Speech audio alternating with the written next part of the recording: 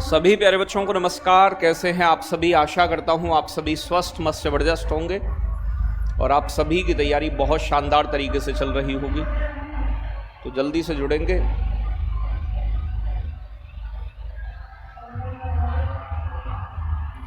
आ जाओ भाई भाइयों, ओ भाइयों,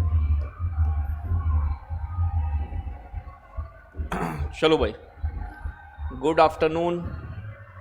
हाँ जी, कल्लू भाई हैं, राधिका हैं, एकता तिवारी हैं, वंदना शर्मा हैं, पलक चौधरी हैं। देखो आज थोड़ा सा ना क्लास में डिस्टरबेंस आ सकता है क्योंकि आप जानते हैं 14 अप्रैल है और आज डॉक्टर BR अम्बेडकर जी की जयंती है और जयंती के उपलक्ष्य में ही हमारी अभी जो ऑफिस के सामने से ही एक लंबी कतार जा रही है जिसमें कई सारे डीजे हैं, म्यूज़िक है, गाना है। तो इस वजह से हो सकता है हल्का फुल्का डिस्टरबेंस थोड़ा सा रहे आपको, तो इसमें हम कुछ कर नहीं सकते। अब उन लोगों का भैया अपना श्रद्धा का मामला है तो कभी भी है। हालांकि देखो, मैं मानता हूं कि मैं अपना, ऐसा नहीं कि मैं ज़्यादा ओवर साउंड को जो सबे डिस्टर्ब करे वो थोड़ा सा उचित नहीं होता है। बाकी सबकी अपनी अपनी श्रद्धा, भाई हर व्यक्ति को सब कुछ करने का अधिकार देता है। चलो, तो बाकी कल मैंने आपको बताई थी कि एक नदी आती है अलकनंदा, अलकनंदा और मंदाकिनी मिलते हैं AM, समझ जाओगे ना, ये रुद्रप्रयाग में। फिर मैंने आपको बताया था, फिर आती है एक भागीरथी नदी, भागीरथी मिलती है देवप्रयाग में। और फिर आती है यमुना, यमुनोत्री ग्लेशियर से, यमुना की सहायक नदी है। फिर इनके बारे में पढ़ाया था कहाँ कहाँ मिलती हैं, मध्य प्रदेश से आती है निकलकर, जिसमें चंबल, सिंध, बेतवा, केन, ये पढ़ाई थी। हिंडन के बारे में बताया था थोड़ा, हिंडन जिसमें रावण आया था, ठीक है, ये वाली बातें हमने पढ़ी। मैं लेट हो गई क्या? अभी लेट नहीं हुई है बेटा, अभी तो मैंने शुरू भी नहीं करा आज का, इसीलिए थोड़ा सा लेट आया था मैं, ठीक है, कि दिक्कत ज़्यादा चल रही है, थोड़ी सी ऐसी आवाज़ ज़्यादा हो रही थी। चलो, बातें क्लियर हों तो जल्दी से एक बार बताएं, फिर आगे स्टार्ट करते हैं, ठीक है। तो चंबल, सिंध, बेतवा, केन नदी हो गई थी। हिंडन के बारे में बता दिया था, ठीक है जी। आगे बात करेंगे। Very good morning. प्रयागराज में सरस्वती दिखती क्यों नहीं है? अब बेटा तुम ऐसी बात करोगे सरस्वती क्यों नहीं दिखती है, तो ये तो एक ऐसी मानो अनर्थ जैसी बातें हो गई, अर्थ का अनर्थ कर देना। अब देखो, एक नदी इधर से भी जाती है, यहाँ ये बिहार में जाके मिल जाती है, सोन, और सोन की सहायक नदी है एक रिहंद, तो ये रिहंद है, ये भी बताऊंगा अभी इनके बारे में भी। अब कुछ नदियां नॉर्थ की तरफ से आती हैं, जिसमें आप देखोगे रामगंगा है, उत्तराखंड से निकल कर आती है। फिर एक गोमती है और एक बेटा आपकी घाघरा नदी है, घाघरा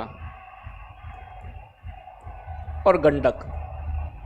ये 4 नदियां उत्तर से आने वाली पढ़नी होंगी हमें, ठीक है भाई। तो जो उत्तर से आ रही हैं ऊपर से, वो लेफ्ट हैंड वाली हैं, तो लेफ्ट हैंड ट्रिब्यूटरी मतलब बाएं हाथ की सहायक नदी।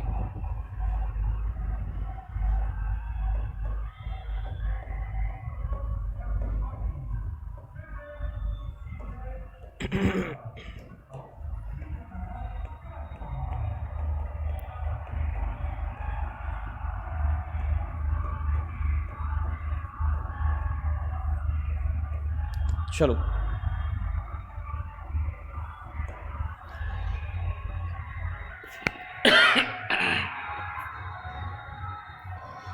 चलो, बिल्कुल सक्सेना जी, बिल्कुल बताएंगे। देखो, पहली बात तो मैं आपको बता दूं कि आज 14 अप्रैल का दिन है। 14 अप्रैल के दिन ही डॉक्टर बाबा साहेब BR अम्बेडकर का जन्म हुआ था, ठीक है। और आप बहुत अच्छे से बात जानते हैं कि बाबा साहेब अम्बेडकर ही वो व्यक्तित्व रहे हमारे इतिहास में जिसकी वजह से केवल दलित समाज को ही नहीं बल्कि महिला वर्ग को भी बहुत सम्मान मिला है, ठीक है। और मैं कहूँगा ऐसे सभी महापुरुष जिन्होंने समाज के वर्गों को इक्विवेलेंट बनाने का प्रयास किया हो या उनके जो अधिकार थे उन्हें देने का काम किया हो, उन सभी को हमें रेस्पेक्ट देनी चाहिए।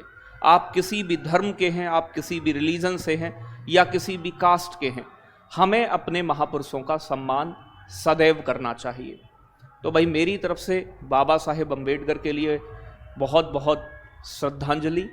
ईश्वर हमें ऐसे भारतवर्ष में और भी महापुरुष देखने को मिलें जो हमारे समाज को आगे लेकर जाएं और हर गरीब तबके को इससे वृद्धि मिले।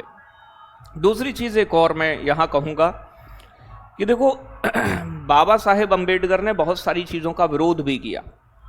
उन्होंने मूर्ति पूजा का विरोध किया, लेकिन क्या हम एक्चुअल में बाबा साहेब की बातों को मान के आगे बढ़ रहे हैं? नहीं बढ़ रहे हैं। हम बनते तो हैं, हम अम्बेडकरवादी हैं, हम ये हैं। मैं देखो यार, कोई भी महापुरुष कॉपीराइट नहीं होता है किसी का। भगत सिंह मेरे नहीं अकेले, महात्मा गांधी किसी एक के नहीं होंगे, सुभाष चंद्र बोस किसी एक के नहीं होंगे, लाल बहादुर शास्त्री हों या जो भी हमारे देश की स्वतंत्रता में रहे।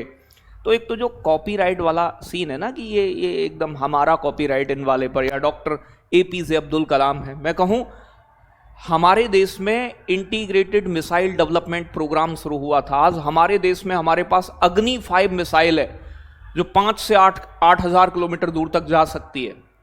तो APJ अब्दुल कलाम की देन है, ठीक है भाई। हमारा परमाणु कार्यक्रम सफल हुआ 1998 में, डॉक्टर APJ अब्दुल कलाम, विक्रम साराभाई ऐसे वैज्ञानिकों की वजह से हुआ है। तो मेरा मानना यह है कि भाई हमारे देश में जितने भी लोग हैं, तो वो सारी चीज़ें आप समझते हैं कि हमारे लिए सम्मानीय होने चाहिए। साथ के साथ कॉपीराइट किसी का नहीं होना चाहिए, हमारी ये सोच होनी चाहिए। साथ के साथ आप जानते हो कि जो महापुरुष खुद इस चीज़ का विरोध करता था कि हाँ भाई मूर्ति पूजा नहीं होनी चाहिए, मतलब समझो आप उन्हीं की सम्मान देना अलग मुद्दा है, पुष्प अर्पित करना, ये सारी चीज़ें, लेकिन एज अ गॉड उन्होंने कभी खुद को नहीं कहा। लेकिन मुझे लगता है कि वो चीज़ जो है मतलब रेस्पेक्टफुल करो, लेकिन आप अगर आरती उतारने लगो तो आप उसकी विचारधारा के विरोध में जा रहे हैं, मेरा ये मानना है। मैं बुरा नहीं कह रहा हूँ, ये एक सोचने की बात होती है। तो सम्मान सभी महापुरुषों का होना चाहिए, कोई भी हैं, हमारी ये सोच होनी चाहिए, ठीक है भाई। और मैं कहूँ बाबा साहेब ने तो बहुत किया, संविधान तो बनाया, इतनी सारी डिग्रियां हासिल की। इनकी एक किताब है annihilation of the caste, America की यूनिवर्सिटी में पढ़ाई जाती है। आप समझो कि कितने विद्वान व्यक्ति रहे होंगे। आप उनके संघर्ष के बारे में जान सकते हैं। उनकी किताब है वेटिंग फॉर वीजा, वीजा की प्रतीक्षा, कि क्या क्या सहा उन्होंने। एक नाई ने उनके बाल काटने से मना कर दिया था क्योंकि वो दलित थे। तो उन्होंने कहा था कि क्या एक इंसान एक भैंस से भी, वो भैंस के बाल साफ कर रहा था, क्या भैंस से भी बुरा हो सकता है? तो जातिवाद हमारे चीज में प्यारे बच्चों बहुत बहुत बहुत चरम लेवल पर है, जिनका विरोध उन्होंने किया है, ठीक है भाई। तो ये सारी चीजें होनी चाहिए। बाकी हमें रेस्पेक्ट करनी चाहिए सभी की, उनके काम की, उनके सम्मान की, उन्होंने जो हमारे देश को दिया उस चीज की। तो अब देखो थोड़ा सा पढ़ भी लेते हैं। मैं थोड़ा न्यूट्रल व्यक्ति हूं, मेरा कोई फेवरेट नहीं है, मैं किसी का विरोधी भी नहीं हूं, ना मैं पार्टी के मामले में और ना बाकी चीजों में। हाँ, अपने लेवल पे मैं सोचता हूँ, मैं इन्फ्लुएंस करने की कोशिश नहीं करता कि मैं बच्चों से ये कहूँ कि नहीं जी ये पार्टी अच्छी है, ये खराब है। नेता हमेशा खराब ही है। कब खत्म होगा जातिवाद? बेटा ये जातिवाद तो एक तरीके का चरस होता है, चरस। धर्मवाद, जातिवाद, ये चरस नहीं होगा तो जीवन कंट्रोल कैसे होगा? धर्म नियंत्रण की प्रथा है। भगवान और अल्लाह और ईश्वर का डर दिखाकर ही तो हमें कंट्रोल किया जाता है। समाज, सोसाइटी, जाति का डर दिखाकर ही तो हमें कंट्रोल किया जाता है। तो सामाजिक नियंत्रण की एक व्यवस्था होती है बेटा। बिल्कुल अभिषेक जी, बहुत सारी चीजें रही हैं, तो ये अब हमारे हाथ में नहीं है। हमारा काम होना चाहिए खुद से। अब से पहले जो चीज हुई वो चीज हमें छोड़नी होंगी, और अब हम सब लोगों को, क्योंकि अब हम बेसिक, हमें सारी चीजें मिल रही हैं, बेसिक, ठीक है। लेकिन आप जानते हो कि उन बेसिक चीज़ों का यूज़ करके हमें अपने लेवल पर चीज़ों को ठीक करना है। हमें रेस्पेक्ट देनी है सामने वाले को, हमें दूर करना है। जब तक खुद से नहीं सोचोगे चीज़ें दूर नहीं होंगी। ठीक है भाई। बाकी मैं कहूँगा नेता कोई भी हो, जो तुम्हें हो सकता है आज अच्छे अच्छे वादे कर रहा है, कल वही तुम्हें लूटेगा। और वही लोग जो है प्यारे बच्चों आगे जाके, नेता मतलब राजनीति जस्ट लाइक कीचड़, कीचड़ में जाओगे तो गंदे हो गई। हाँ, एक बच्चा कह रहा है सर आप बीजेपी की साइड से, इनका नाम है शालू यादव। बेटा जितना मैं कहता हूं, देखो अब तुम ये कहने लगो नहीं दी आप तो यादव हो, अखिलेश जी की साइड हो, तो मेरा तो कोई जाति वाती भी बीजेपी से मैच नहीं करता है, मैं उन चीज़ों को मानूं तो मैं किसी की साइड नहीं हूं, और मैंने कभी पक्ष भी नहीं लिया हो। कोई चीज़ अच्छा करता है अच्छा बोलता हूं। जैसे मायावती जी का एडमिनिस्ट्रेशन बहुत अच्छा था, मैं कहता हूं तुरंत कार्रवाई होती थी, अधिकारी भागते थे, डरते थे, उन्हें अपने काम की जिम्मेदारी और ईमानदारी का पता था, मैं अच्छा बोलता हूं। योगी जी का एडमिनिस्ट्रेशन अच्छा है। अखिलेश यादव जी एडमिनिस्ट्रेशन के मामले में कमजोर रह जाते हैं, और मैं ये झूठ नहीं बोल रहा हूं, आप पूछो, खुद से पूछो, कहीं ना कहीं है या नहीं। तो मैं ये नहीं कह रहा हूं कि भाई यादव जी खराब हैं, इंटेलेक्चुअल हैं, पढ़े लिखे हैं, हो सकता है प्रदेश को एक अच्छी जगह लेकर जाएं, तो केवल उनकी वजह से नहीं, और भी बहुत सारी चीजें होती हैं। ठीक है भाई। वोट तो देते हैं, मैंने आज तक वोट नहीं दिया, मैं पर्सनल बता रहा हूं आपको, आज तक मैंने कभी वोट नहीं दिया है। देना चाहिए मैं जानता हूं। अब आगे आ जाओ। हाँ जी, बहुत बढ़िया। अब तुम ही जातिवाद करने लगोगे तो काम कैसे चलेगा। तो रामगंगा नदी का उद्गम होता है उत्तराखंड के दूधातोली पर्वत से। ठीक है भाई। तो रामगंगा नदी का उद्गम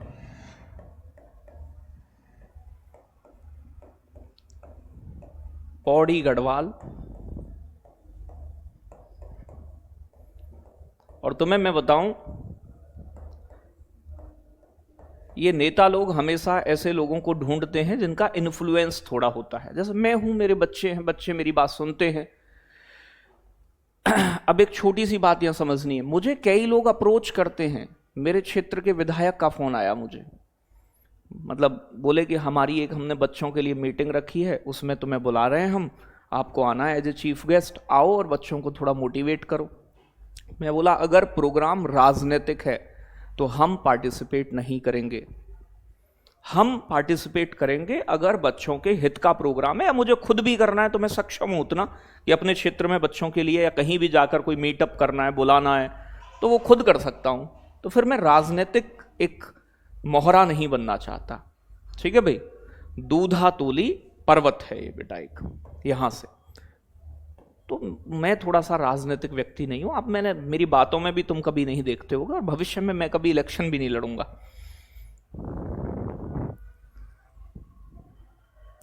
ठीक है भाई।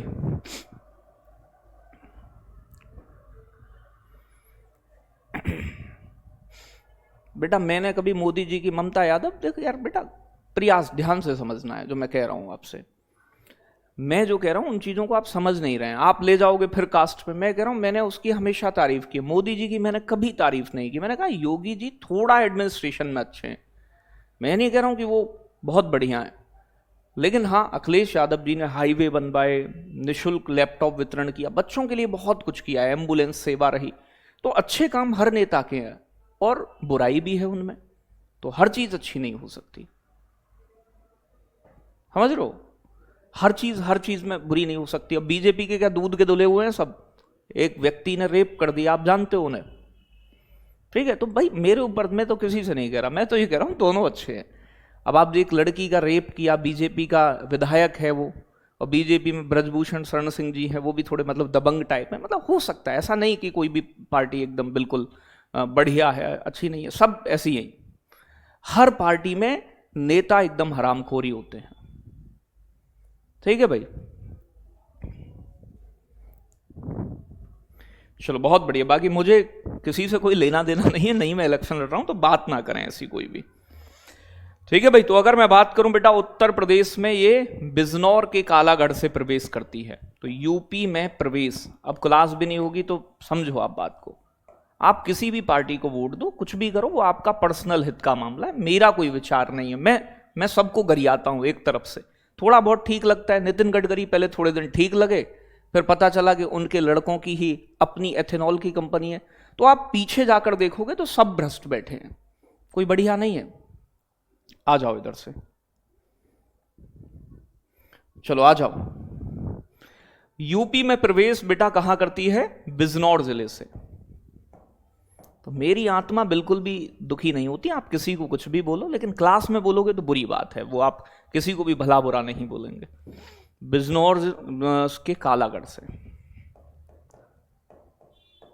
तो भैया पार्टी जो है सभी ऐसी है, कोई बहुत साफ नहीं है, ठीक है भाई। और ये कन्नौज के निकट जो है गंगा में मिल जाती है। तो ये गंगा में मिलती है क्योंकि गंगा की सहायक है, गंगा के निकट कन्नौज के पास।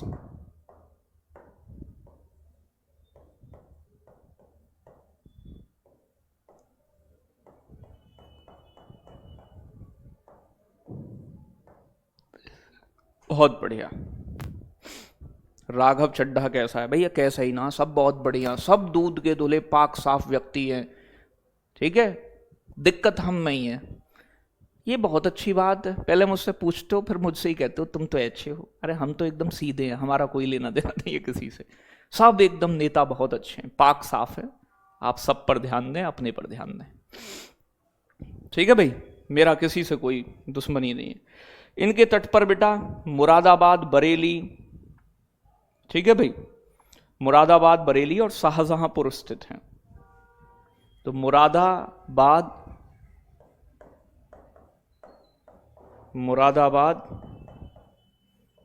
बरेली, शाहजहांपुर, बदायूं, ठीक है ना, इन जिलों से होकर बहती है।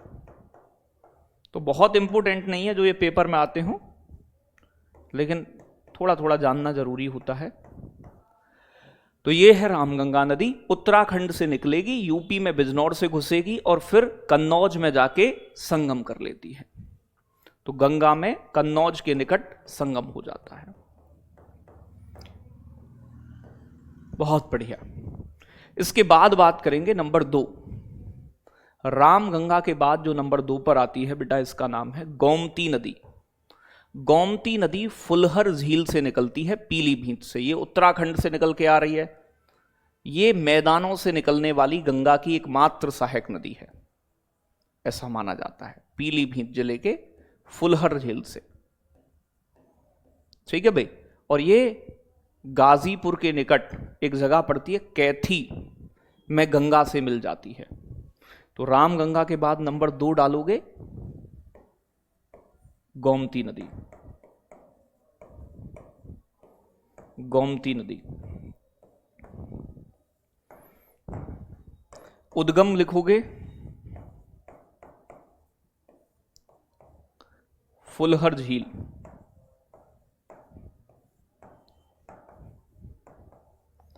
जिसे हम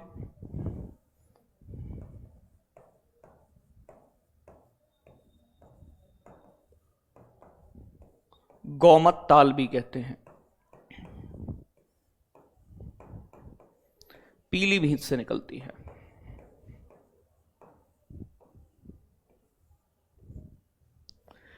ठीक है भाई,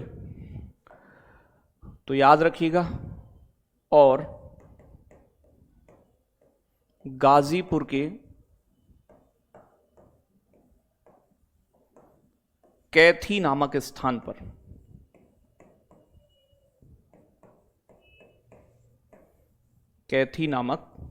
पर गंगा में मिल जाती है। ठीक है जी। मैदानों से निकलने वाली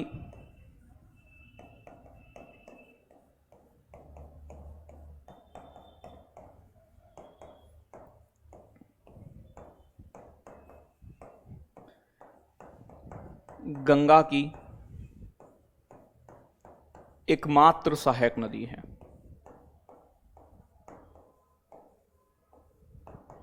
तो ये मैदानों से, पर्वत से नहीं होता, मैदान से निकलती है। सरयू नदी नहीं है बेटा, अभी कराएंगे, सरयू के बारे में बताएंगे। हाँ जी, बातें समझ में आ रही हैं?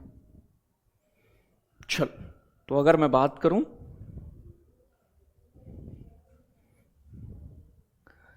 दूसरी चीज आती है प्यारे बच्चों,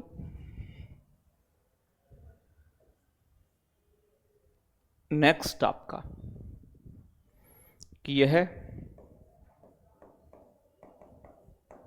सुल्तानपुर, जौनपुर,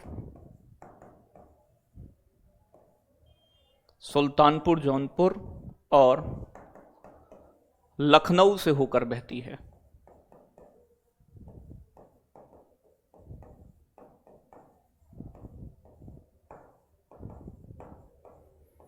ठीक है भाई, तो इन जगह से होकर ये गुजरती है।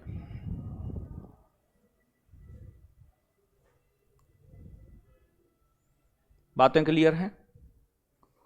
अपना दिमाग खराब मत करिए। अरे कोई, मैं दिमाग क्यों खराब करूंगा यार, इनकी बातें छोड़ो। और ये बच्चे हैं मेरे, अभी थोड़ा सा होता है ना, एक समय पे जाके तुम्हें पता चलता है कि वास्तव में राजनीतिक चश्मा क्या है, या फिर धर्म हो, कास्ट हो, ये उतार दोगे। और मैं तो एक टीचर हूं, शिक्षक हूं, तो मैंने तो ये सारी चीजें बहुत पहले उतार दी हैं। ना मुझे रिलीजन से फर्क पड़ता है, ना मुझे कास्ट से, ना मुझे किसी और चीज से। गुड्डा, समझ गए? बाकी किसी की अपनी सोच हो सकती है, अपना प्लान हो सकता है, मेरा किसी का नहीं है। आप स्वतंत्र हैं अपनी पार्टी चुनने के लिए, अपना कैंडिडेट चुनने के लिए, और ये हमारी प्यारे बच्चों अपनी एक विचारधारा हो सकती है अलग अलग। हमारा काम पढ़ाने का है, आपका पढ़ने का। ठीक है जी, कोई दिक्कत?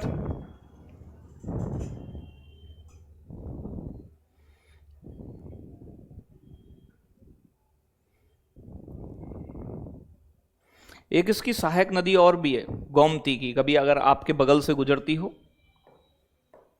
तो सई नदी, सई नदी किसकी सहायक है, कई बार आ जाता है, इंपोर्टेंट है। गोमती की सहायक है। तो सई नदी किसकी सहायक नदी है? गोमती नदी की सहायक है। सई नदी एक छोटी नदी है, बहुत बड़ी नहीं है बेटा। और सई नदी का उद्गम भिजवान झील से होता है, हरदोई की। तो सई नदी का उद्गम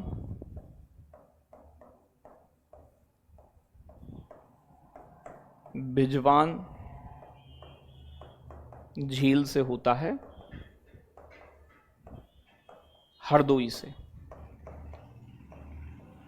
तो ये हरदोई जिले से निकल कर आती है। हाँ जी, बहुत बहुत बहुत शानदार। Thank you Charu, thank you Charu, thank you Charu, Odia. ठीक है भाई, और ये जौनपुर में गोमती से मिल जाती है, और जौनपुर में गोमती से संगम कर लेती है, क्योंकि सहायक है जिसकी, उसी में गिरेगी। गोमती से संगम कर लेती है जी। प्यारे बच्चों, इसके बाद आती है शारदा या घाघरा जिसे कहते हैं। तो तिब्बत के अंदर मापचा चुंगो ग्लेशियर से निकलती है। तो नेपाल, तिब्बत के बॉर्डर पर निकल कर आते हैं। नेपाल में इसे कर्णाली कहा जाता है। तो जो घाघरा है, घाघरा ही सरयू है, इसके किनारे अयोध्या पड़ता है घाघरा के, तो घाघरा को ही सरयू कहते हैं। एक सरजू नदी अलग है, वो ये घाघरा है। नंबर तीसरा, आज नदी वदी खत्म हो जाएंगी, ज्यादा नहीं बची अब। घाघरा यानी कि सरयू।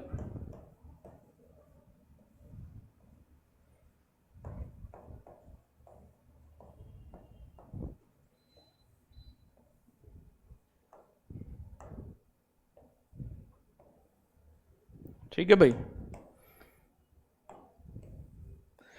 तो बेटा उद्गम कहां से होता है?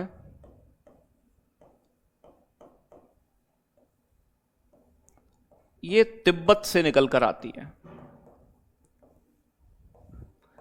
एक ग्लेशियर है मापचा चुंगो, नाम ऐसा ही है, कुछ नहीं कर सकते। मापचा चुंगो हिमनद से। फिर इसके बाद ये नेपाल आती है और नेपाल में इसे कर्णाली कहते हैं।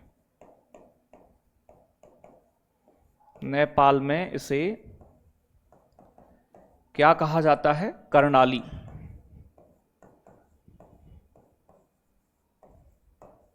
तो नेपाल में इसे किस नाम से जानते हैं? कर्णाली नदी के नाम से जानते हैं। ठीक है भाई।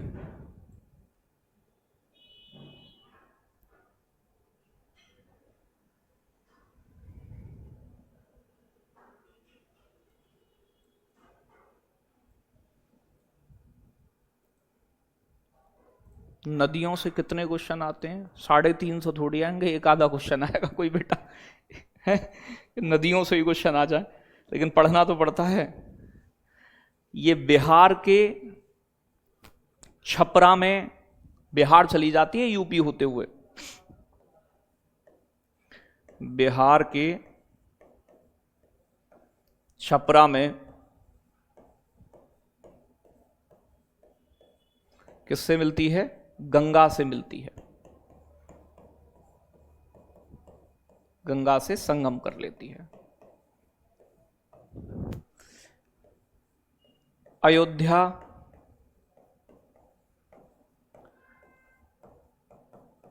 सरयू नदी के तट पर स्थित है।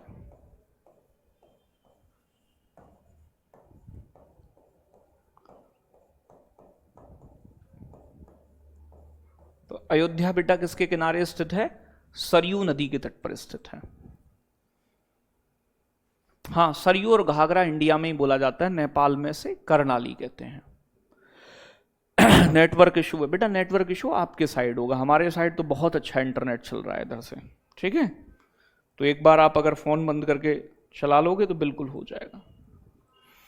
तो याद रखिएगा, अगर मैं बात करूं शारदा और राप्ती घाघरा की सहायक नदियां हैं, तो इसकी सहायक नदी कौन सी हैं जो इसमें मिलती हैं? तो ये दोनों ही इंपोर्टेंट हैं।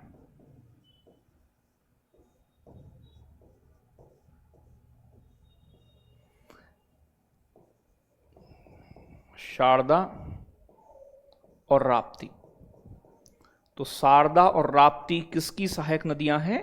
तो जवाब आएगा घाघरा की। ये दोनों घाघरा में मिलती हैं। भाई सभी का आंसर दूंगा मैं, लास्ट में दूंगा, बात ना करें। टेट और बीपीएससी दोनों की क्लास लूं, मैनेज कैसे करूं? अब शिल्पी देखो, थोड़ा 2 एग्जाम के लिए पढ़ना है तो थोड़ा सा मैनेज तो करना पड़ेगा। एसएसटी लगभग कॉमन होता है। ठीक है भाई। तो शारदा जो है इसे काली या फिर गौरी गंगा भी कहा जाता है। ठीक है भाई। तो सबसे पहले ए नंबर डाल दो, शारदा,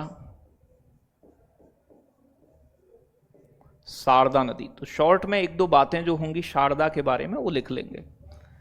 इसे काली या गौरी गंगा भी कहते हैं।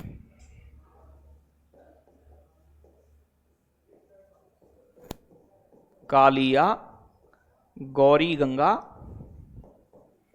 कहते हैं। ठीक है बेटा। शारदा नदी का उद्गम कहां से होता है? नेपाल के अंदर मिलाम हिमनद से।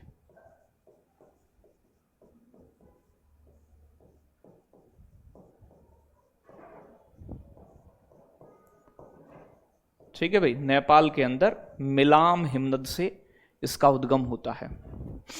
ठीक है, हाँ, इंडिया और नेपाल के बॉर्डर पर ये। और सीतापुर में एक जगह पड़ती है बसरा, सीतापुर के बसरा में ये मिल जाती है। किससे? घाघरा से।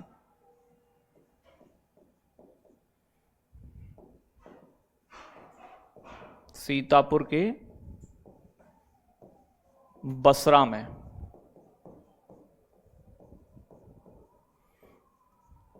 घाघरा से संगम कर लेती है। ठीक है भाई, किससे संगम कर लेती है? घाघरा से। शारदा के बाद नंबर बी, ये भी घाघरा की सहायक नदी है, राप्ती नदी।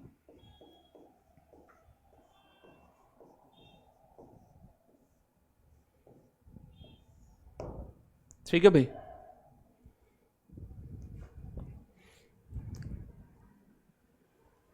तो बेटा राप्ती नदी जो है ये नेपाल से ही निकलकर आती है। रुकुमकोट एक ग्लेशियर है, तो देवरिया में बरहज नामक स्थान पर मिल जाती है। ठीक है भाई, तो नेपाल से इसका उद्गम होता है रुकुमकोट हिमनद से।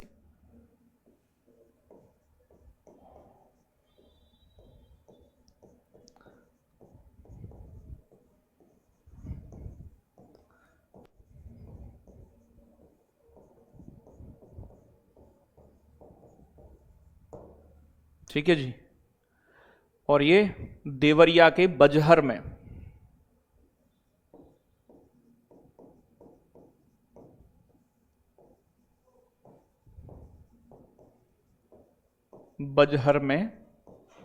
घाघरा में मिलती है।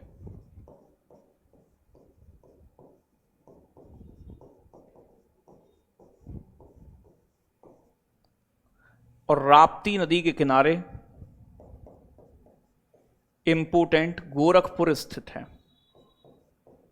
गोरखपुर इसके तट पर है तो और भी जगह, पेपर में गोरखपुर ही आता है, जैसे लखनऊ, जौनपुर, गोमती नदी के। नेटवर्क इशू बेटा, एक बार फोन को बंद करके चला लो, नेटवर्क इशू है। आवाज नहीं आ रही है रचित मौर्य? बिल्कुल आ रही होगी आवाज। ठीक है, तो बस्ती, गोंडा, देवरिया, महाराजगंज से होकर गुजरती है नदी। बाकी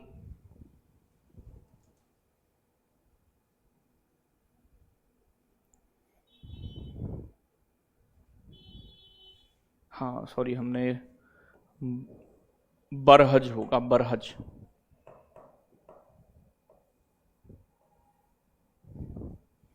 ठीक है भाई, बरहज नामक स्थान पर। आगे बात करेंगे तो गंडक नदी, ये भी नेपाल से निकल कर आती है। तो लास्ट जो आती है आपकी नदी इधर से, उसका नाम है गंडक, लास्ट में, वो भी नेपाल से। तो ये तो उत्तराखंड से निकल रही है। ये तुम्हारी गोमती नदी आप जान ही रहे हैं, ये भी तिब्बत से निकल कर आ रही है, घाघरा। और ये भी नेपाल से निकल के आ रही है, गंडक। तो गंडक का उद्गम भी नेपाल से होता है। इसे नेपाल में पर्वतों में नारायणी और मैदानों में शालीग्रामी के नाम से जानते हैं। तो लास्ट मतलब गंगा की सहायक नदी लास्ट हमारी। नेक्स्ट नंबर चौथा, गंडक नदी। तो गंडक नदी की अगर मैं बात करूं तो इसका उद्गम नेपाल से है, नेपाल से होता है। इसे नेपाल के पहाड़ी इलाकों में, पर्वतों में नारायणी नाम दिया जाता है, और जब मैदान में आती है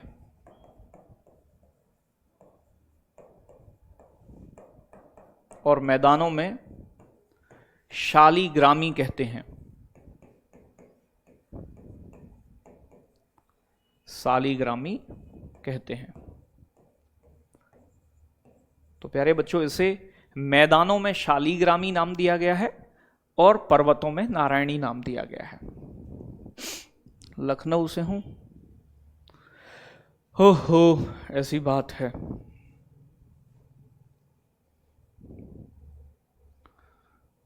दो जिलों से होकर बहती है, महाराजगंज और कुशीनगर।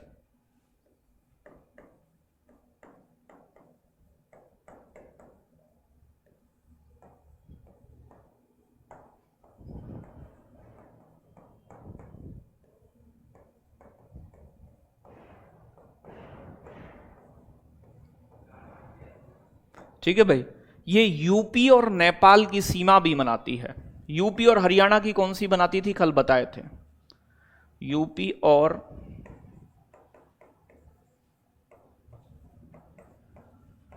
बिहार की सीमा, कुछ सीमा एक कर्मनासा नदी बहती है वो भी बनाती है।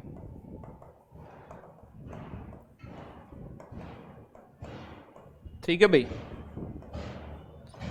तो याद रखिएगा।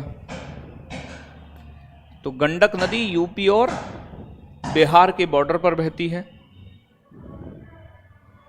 बिहार के सोनपुर में जहां पशु मेला लगता है,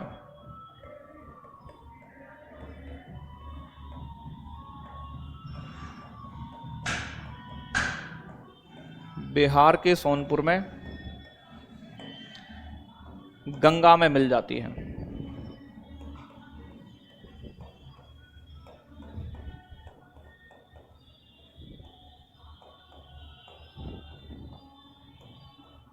तो सोनपुर बिहार में जो है ये गंगा नदी में संगम कर लेती है।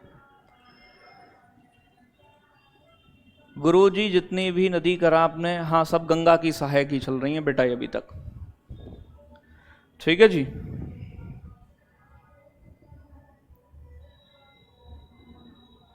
तो यही आपको ध्यान रखना है। तो गंडक वंडक हमने सब निपटा दिए,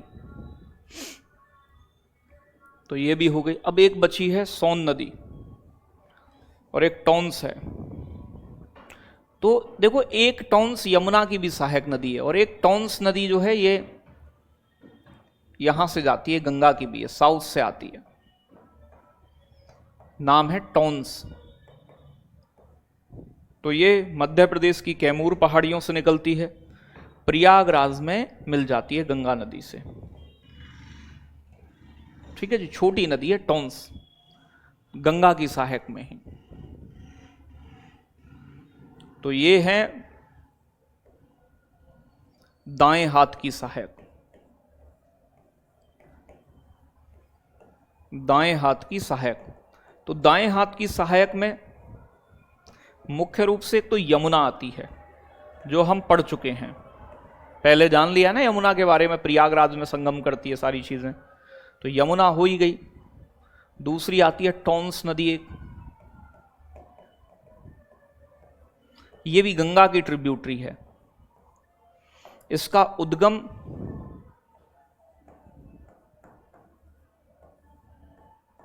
मध्य प्रदेश की कैमूर पहाड़ी से होता है। आज तो मैं लग नहीं रहा, मैं शांत शांत शांत थोड़ा सा, आज पॉलिटिकल बातें छिड़ गई हैं ना, तो थोड़ा गड़बड़ हो गई है, दिमाग ठीक नहीं है। कोसी नहीं पढ़ाएंगे बेटा, कोसी यूपी से नहीं जाती ना, इसीलिए नहीं। बेटा सॉन्ग की आवाज़ आ रही है, मुझे पता है आसपास डिस्टरबेंस हो रहा है, लेकिन उसमें थोड़ा सा इंतजार रखें, बस होने वाली है क्लास जो। अब क्या करें, आज हो ही ऐसा गया।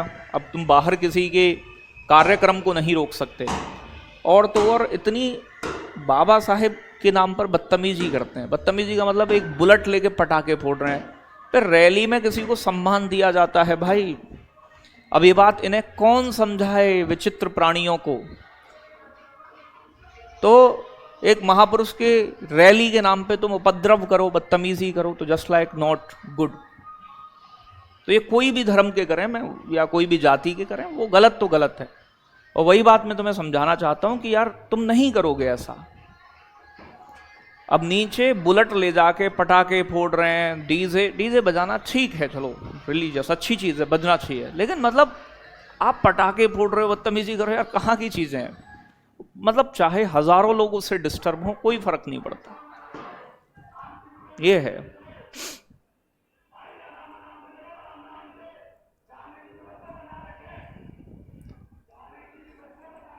ठीक है भाई, तो ऐसे लोग वो किसी एक जगह से बिलोंग नहीं करते, लेकिन ये माहौल को डिस्टर्ब कर देते हैं। प्रयागराज में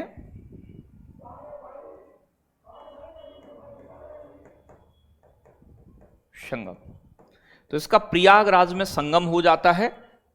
ठीक है भाई, किस में? गंगा में।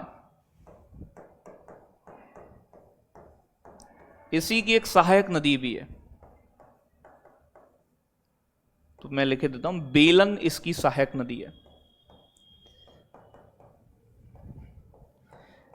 आज की क्लास में मजा नहीं आया, बट कोई नहीं, चलो हमारा काम हो गया। मतलब मैं इतना बढ़िया से नहीं पढ़ा पाया, चलो।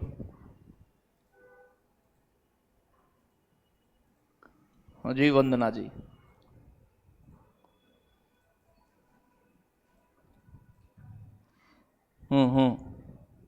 ममता यादव, तो अब क्या दिमाग ठीक सही रहे? ममता दिमाग तो ठीक ही है, ऐसा नहीं है बाहर डीजे बज रहा है, मैं पढ़ा रहा हूँ इधर और पटाखे फूट रहे हैं, तो वो चीज़ें नहीं आती ना आनंद में।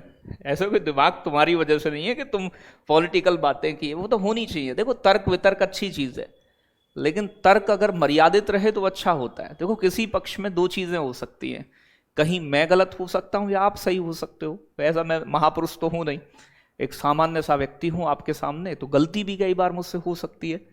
तो हम में आपस में, आम छोटे बहन भाई आपस में, मैं छोटा हो सकता हूँ कुछ से बड़ा हो सकता हूँ, तो हम तो आपस में तर्क एक नॉर्मल कर सकते हैं, इसमें कोई दिक्कत नहीं है कभी भी।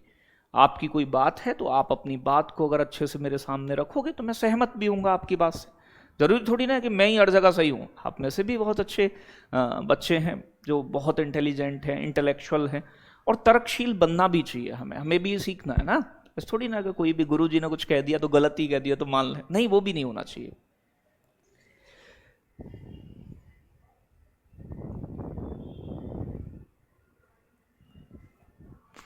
सर आपका IQ कितना है?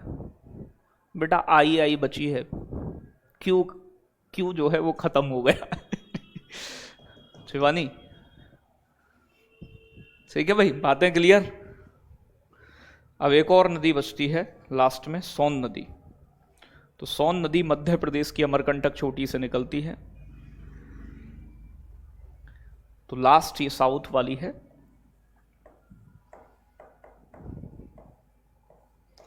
सोन नदी, तो सोन नदी का अगर मैं उद्गम की बात करूं,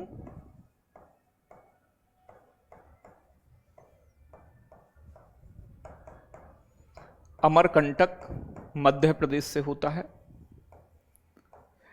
अमरकंटक से ही नर्मदा निकलती है, लेकिन नर्मदा इसलिए नहीं पढ़ रहे कि यूपी में नहीं आती। ये उत्तर प्रदेश के दो जिलों में, मिर्जापुर और सोनभद्र। तो मिर्जापुर और सोनभद्र से होकर निकलती है, निकल कर जाती है यूपी के। पटना में गंगा में मिल जाती है। पटना बिहार में पड़ता है।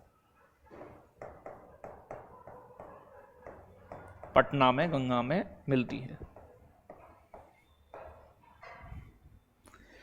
हाँ जी, अब रहने दीजिए। अरे कहाँ से रहने दें, अभी प्रश्न और करेंगे ना। और सोन नदी की एक सहायक नदी है, जानते हो आप, रेहंद। रेहंद नदी, इसी के ऊपर सोनभद्र में रेहंद बांध बना है। तो रेहंद बांध बना हुआ है इसी के पीछे सोनभद्र में। और इसी नदी के पीछे रेहंद, मतलब रेहंद बांध के पीछे एक झील बनती है, झील गोविंद वल्लभ पंत सागर झील।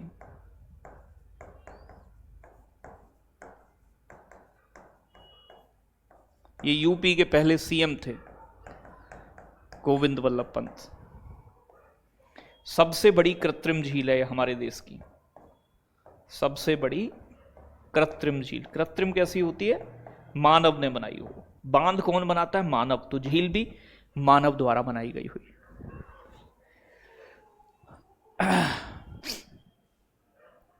हाँ बिल्कुल, बहुत बढ़िया।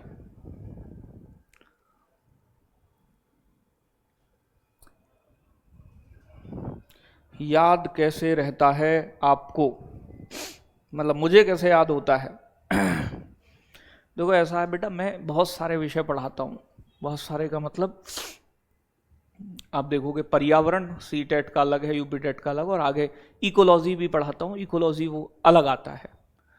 साइंस एंड टेक है, करंट अफेयर्स है, हिस्ट्री, मतलब हिस्ट्री तो वैसे कम पढ़ाता हूँ मैं, कभी कभी ज्योग्राफी है, इकोनॉमिक्स है, 10-12 विषय हैं, तो मैं मतलब ऐसा नहीं है मैं रट्टा वट्टा नहीं, मैंने चीज़ें समझी थोड़ी थोड़ी। अब ऐसे ही आपके पास और भी विषय होते हैं, भूलते आप भी हो, मैं भी भूलता हूँ।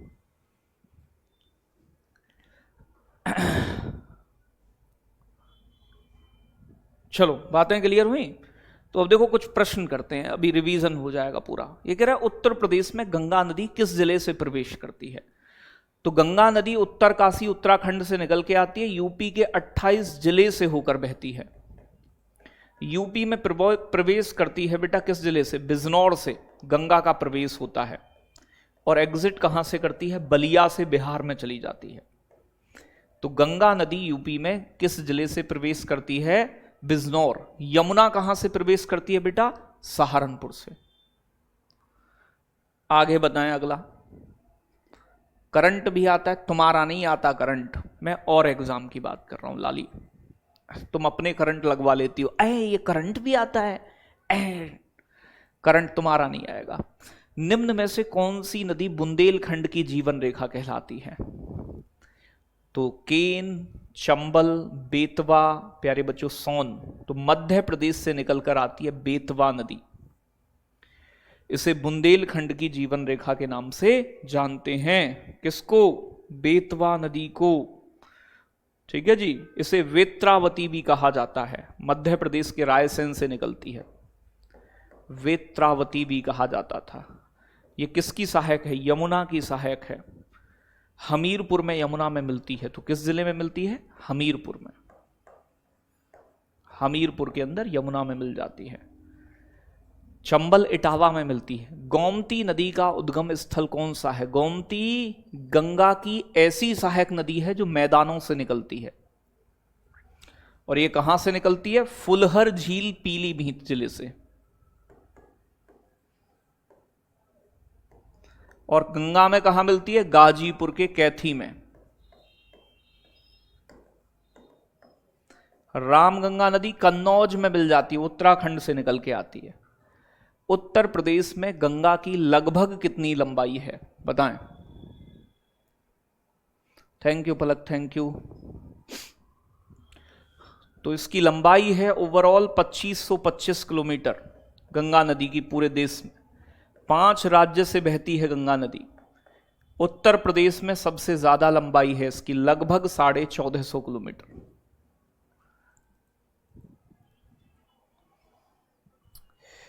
बहुत बहुत शानदार।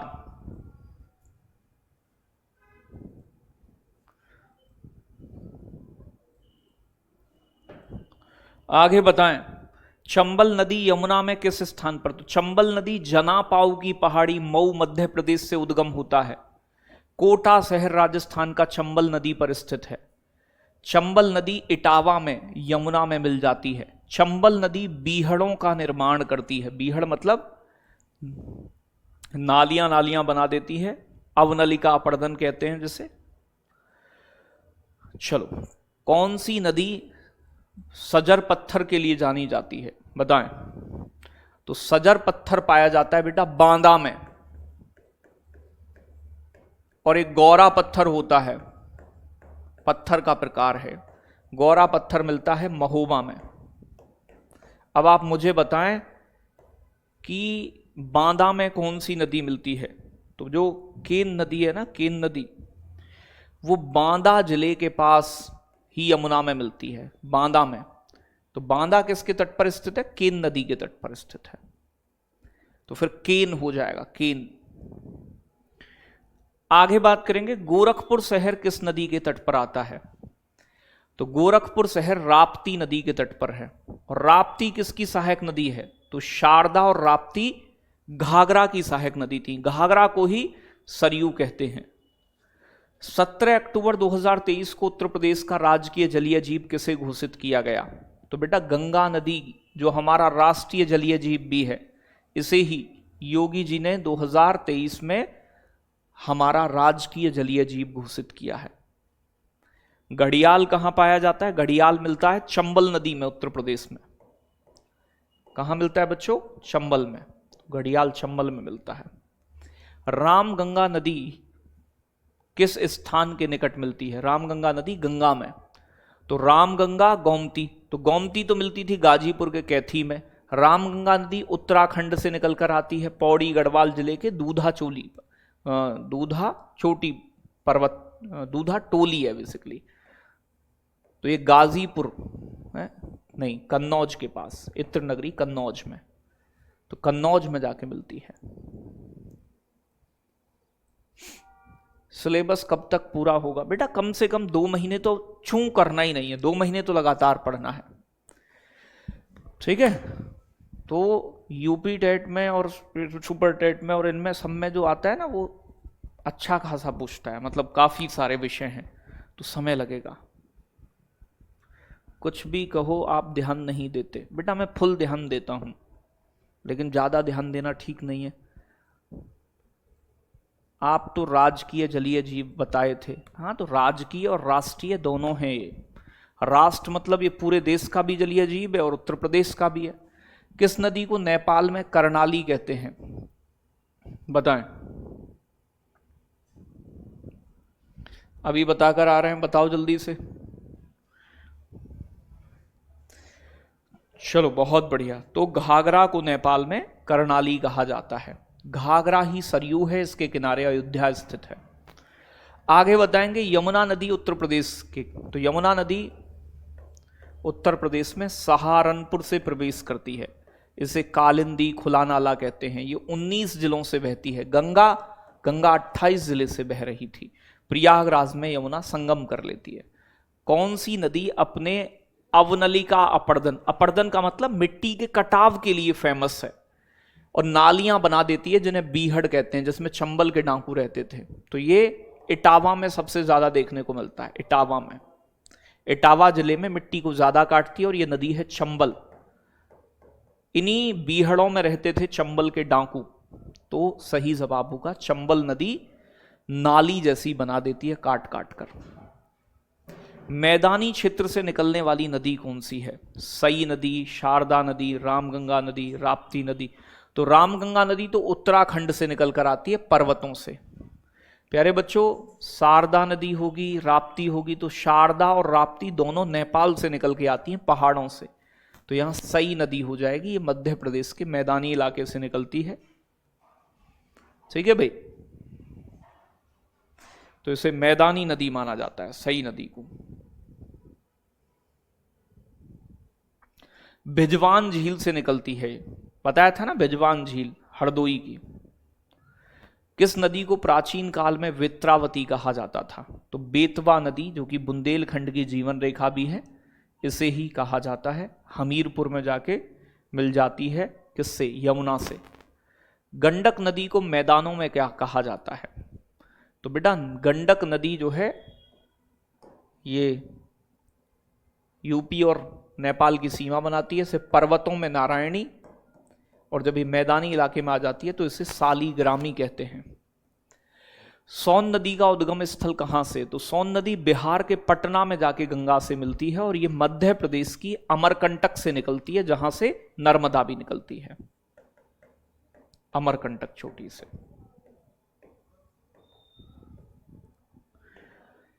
इसी की सहायक नदी है सोन की रेहंद। गंगा नदी उत्तर प्रदेश के कितने जिलों से होकर बहती है? तो गंगा बहती है 28 जिले से होकर, बिजनौर से प्रवेश और बलिया से एग्जिट। यमुना नदी उत्तर प्रदेश में किस स्थान से प्रवेश करती है? तो बिजनौर से गंगा करती है और सहारनपुर से यमुना करती है। शारदा नदी घाघरा से कहां मिलती है? तो बेटा शारदा कहां मिलती है? शारदा मिलती है सीतापुर में, और देवरिया में मिलती है राप्ती नदी। दोनों राप्ती और शारदा किसकी सहायक नदी हैं? घाघरा की। कौन सी नदी उत्तर प्रदेश और हरियाणा के बीच बॉर्डर क्रिएट करती है? इसका जवाब दीजिएगा कमेंट में। तो ये वाला चैप्टर आपका पूरा हो गया है होमवर्क के लिए ये। बाकी कल मिलूंगा तो आगे पढ़ाऊंगा आपको, ठीक है। और कोई डाउट भी होगा आपका, उसे भी हम कल आपको बता देंगे, ठीक है। तो उम्मीद है आज का सेशन अच्छा लगा होगा। बाकी मिलेंगे कल, तब तक के लिए लव यू, टेक केयर, बहुत सारा प्यार, धन्यवाद साथियों।